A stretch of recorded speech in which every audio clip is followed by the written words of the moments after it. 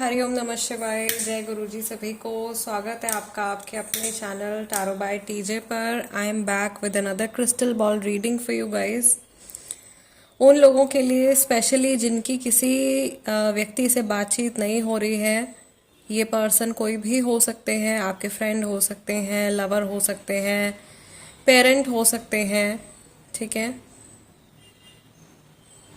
इस इंसान की एनर्जी आपके टुवर्ड्स कैसी है जिनसे कि आपकी बातचीत नहीं हो रही है आज के दिन में, और स्पेसिफिकली इस समय में। ये इस रीडिंग के थ्रू हम चेक करेंगे। जब तक मैं आप लोगों के लिए सेटअप प्रिपेयर कर रही हूँ गाइज, अपने पर्सन का नाम आपको 3 बार लेना है अपने मन में, और उनके चेहरे को आपको कोशिश करनी है कि अपने मन में आप विजुअलाइज कीजिए, या ये जो क्रिस्टल बॉल आपके सामने आपको दिखाई दे रही है इसमें आपको विजुअलाइज करना है। प्लीज़ कीप इन माइंड कि ये भी टाइमलेस रीडिंग है, और जिस भी समय ये रीडिंग आपके सामने आ रही है तभी ये मैसेज जो है ये आपको मिलने हैं। आज के दिन भर की एनर्जी चेक हम करने जा रहे हैं।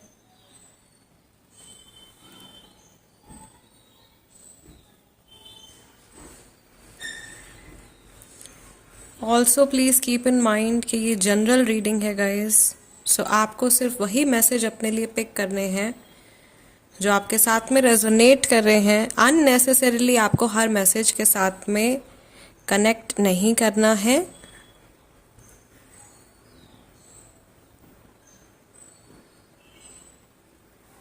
एंड जस्ट अ सेकेंड, चलिए let's begin with today's session.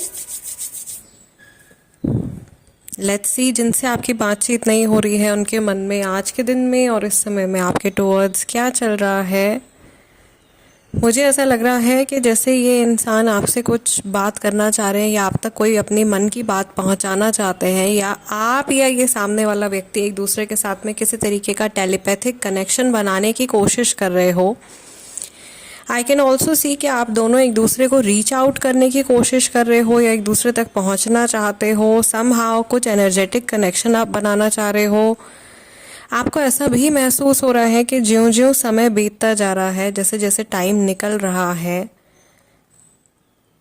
ये कनेक्शन कहीं ना कहीं फेड आउट हो रहा है, या एक खिंचाव सा महसूस हो रहा है आपको इस पर्सन की तरफ।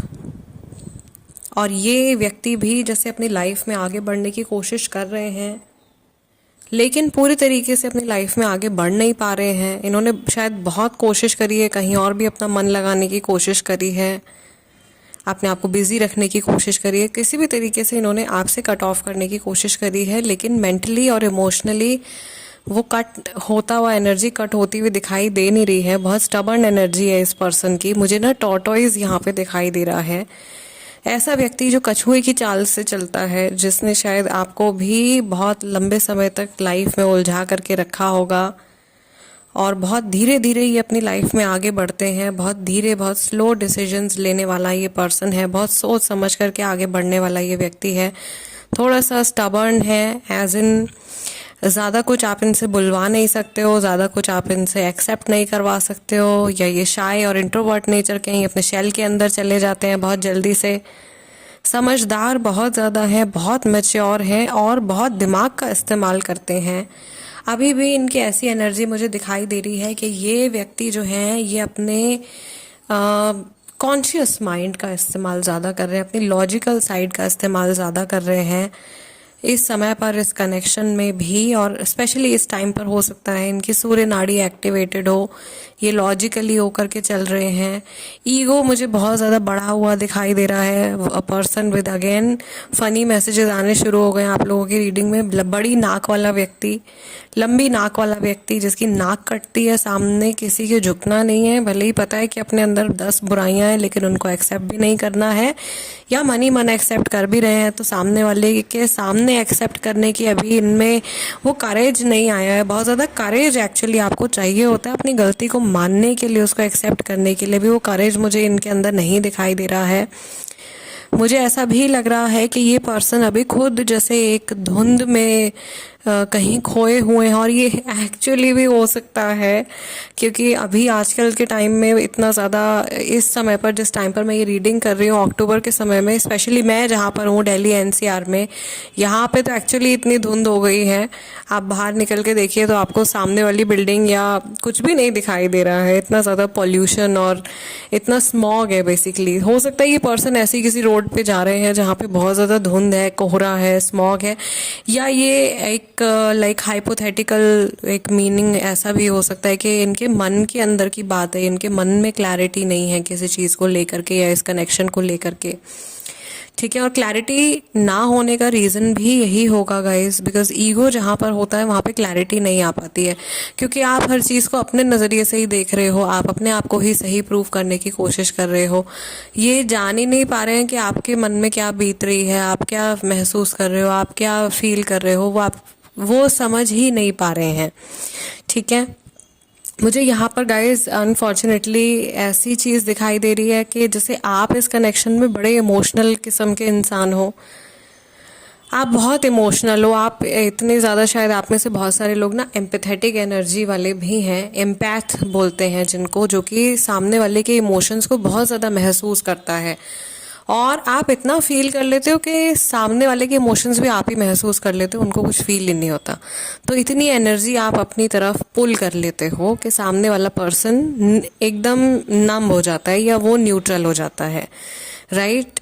और आपकी तरफ से मुझे लग रहा है कि कुछ इश्यूज ऐसे रहे हैं कि आप एक हद से ज़्यादा इस व्यक्ति के लिए अवेलेबल रहे हो, आप एक हद से ज़्यादा इस पर्सन के लिए मतलब इनके सामने रहे हो, या इनके लिए हमेशा आप रेडी रहे हो।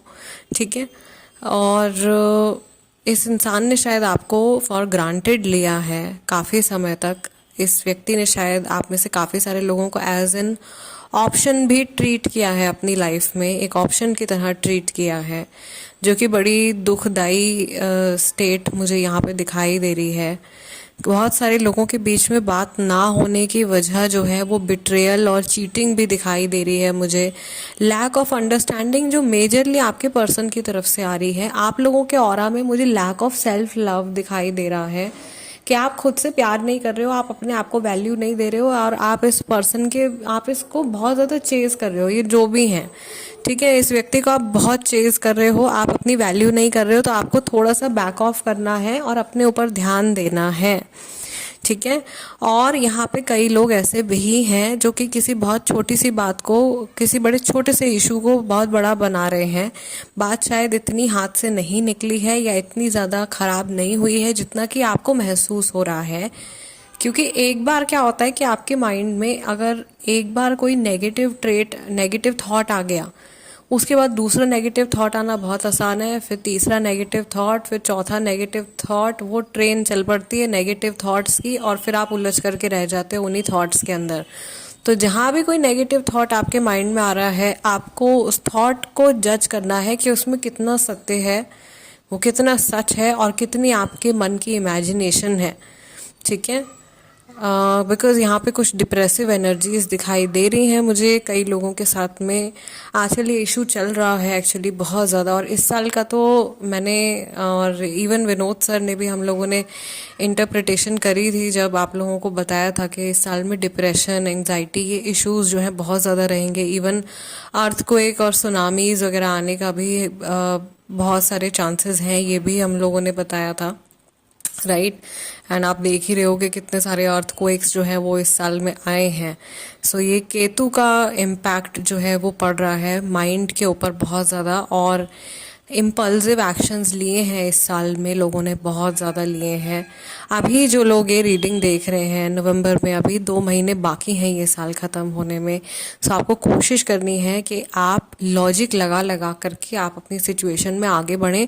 स्पेशली अगर आप बड़े इमोशनल किस्म के इंसान हो ना, तो वहाँ पे या तो कोई फ़ैसला आप मत लीजिए। ठीक है, अगर बहुत ज़्यादा ज़रूरी नहीं है ना, आप डिसीजन को पोस्टपोन कर दीजिए, मत लीजिए कोई डिसीजन। लेकिन एकदम इमोशंस में आकर के और अचानक से लिया हुआ कोई भी फैसला जो है वो आपको और सामने वाले पर्सन को बहुत ज़्यादा खतरे में या आगे लॉन्ग टर्म के लिए बहुत ज़्यादा दिक्कतें क्रिएट कर सकता है। तो थोड़ा सा संभल संभल के आपको बढ़ना है आगे, और थोड़ा सा अपने लॉजिकल साइड का आपको इस्तेमाल करना है। ये सजेशन आ रहा है, मेनली ये सजेशन मेरे व्यूअर्स के लिए आ रहा है इस टाइम पर, क्योंकि आप जिस व्यक्ति के साथ में डील कर रहे हो वो ऑलरेडी बहुत प्रैक्टिकल पर्सन है और थोड़ी डिस्टॉर्टेड प्रैक्टिकल एनर्जी है, यानी कि टॉक्सिक हो रहे हैं इतने ज़्यादा प्रैक्टिकल। जब एक हद से ज़्यादा बढ़ जाती है कोई चीज़ तो फिर वो टॉक्सिक हो जाती है। तो ये पर्सन तो टॉक्सिसिटी की तरफ चले गए हैं। आपको टॉक्सिसिटी की तरफ नहीं जाना है, आपको थोड़ा सा बैलेंस बना के रखना है। अगर आप इमोशनल हैं तो ये भी समझिए कि ये आपकी कमज़ोरी नहीं है। इमोशंस को महसूस कर पाना आपकी ताकत है, इसको अपनी स्ट्रेंथ बनाइए और एज अ स्ट्रेंथ ही आप इसको अपनी समझिए। ये इंसान मुझे आपको स्टॉक करते हुए दिखाई दे रहे हैं, ये ऐसा लग रहा है कि आपसे बात नहीं भी हो रही है अगर, तो भी इनको किसी न किसी ज़रिए से या कहीं ना कहीं से इनको खोज खबर है भाई कि आपकी लाइफ में क्या चल रहा है। ओके, बहुत सारी जैसे स्निफिंग अराउंड चल रही है, बहुत जानने की कोशिश कर रहे हैं और दूर से देख रहे हैं। या ये ऐसा भी है कि क्योंकि अभी तक आप लोगों के इमोशनल कॉर्ड्स एक दूसरे के साथ में जुड़े हुए हैं, डिस्कनेक्ट नहीं हुए हैं, ये पर्सन अभी भी अपना फ्यूचर कहीं ना कहीं आपके साथ में देखते हैं।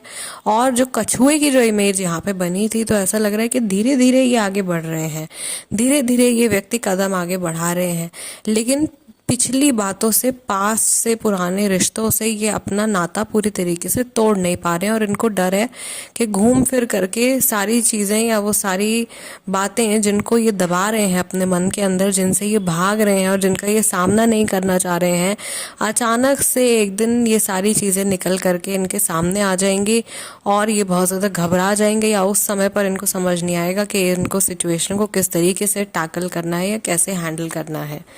ओके, सो गाइज, बहुत सारे मैसेजेस जो हैं वो आज की रीडिंग में आप लोगों के लिए निकल के आए हैं through this moon stone crystal ball जो मैंने चुनी है आप लोगों के लिए। फ़िलहाल आज की रीडिंग को हम यहीं क्लोज कर रहे हैं। मेरी आपसे सिर्फ यही रिक्वेस्ट है कि आप वीडियो को लाइक दे दीजिए, वो एनर्जी एक्सचेंज है। और अगर आप नए हैं, आपको रीडिंग पसंद आई, आपके साथ में रेजोनेट करती है, तो सब्सक्राइब ज़रूर कीजिए। Tarot bye TJ, become a part of our family. मैं और भी बहुत सारे टॉपिक्स पर आप लोगों के लिए रीडिंग्स लेकर के आती रहूँगी। नवंबर महीने का जो इंटरप्रिटेशन है वो आने में थोड़ा सा डिले हो गया है, सो एक आध दिन का वेट आपको थोड़ा सा और करना पड़ेगा उसके लिए, बट जल्दी आप लोगों को नवंबर मंथ का अपडेट भी मिल जाएगा, जनरल इंटरप्रिटेशन जो मैं पोस्ट करूंगी। Stay tune for that. Tarot card reading and candle wax reading भी आपको इस टॉपिक पर जल्दी मिल जाएगी, fresh update. I will see you guys next time in next video. Till then, नमस्ते, टेक केयर, जय गुरु जी।